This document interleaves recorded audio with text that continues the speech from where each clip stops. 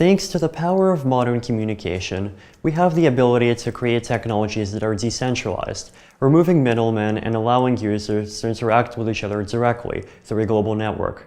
Decentralized applications have been becoming more and more important in the past 10 years, and have the benefits of massively reducing costs and barriers to entry, removing single points of failure, preventing censorship, and ensuring transparency and trust between all the parties involved in an interaction. BitTorrent, a file-sharing network developed in the early 2000s, is arguably the first decentralized application to have been created.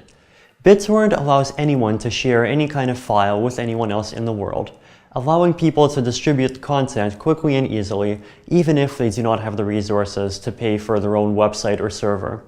5 years later, Satoshi Nakamoto came up with the idea of a blockchain, a sort of distributed database, and used it to build Bitcoin, the world's first decentralized currency. Decentralized currencies like Bitcoin allow people to send money instantly anywhere around the world with no regard for national borders with negligible fees. Bitcoin is increasingly being used for international remittances, micropayments, and commerce online. Decentralized applications for finance, cloud computing, messaging, and distributed governance are soon to come. Ethereum is a platform that is specifically designed for people to build these kinds of decentralized applications, or dApps for short.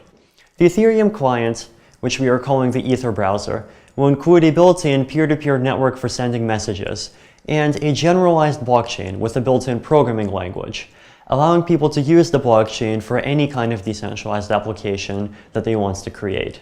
Ethereum can be used to build financial applications that are fully trustworthy and transparent because they run on the blockchain.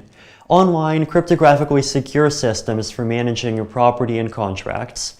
Social networking and messaging systems that allow users to maintain control of their own data. Systems for trading underutilized computational resources like CPU time and hard drive space, and eventually tools for online voting and distributed governance. And the most exciting applications of Ethereum are probably the ones that we have not even thought of.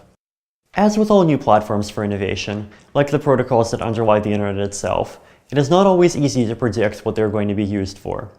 Gmail, Facebook, Twitter, Instagram, and the modern internet as a whole are all a result of early developments in the World Wide Web and JavaScript, the programming language of the World Wide Web, from the 1990s.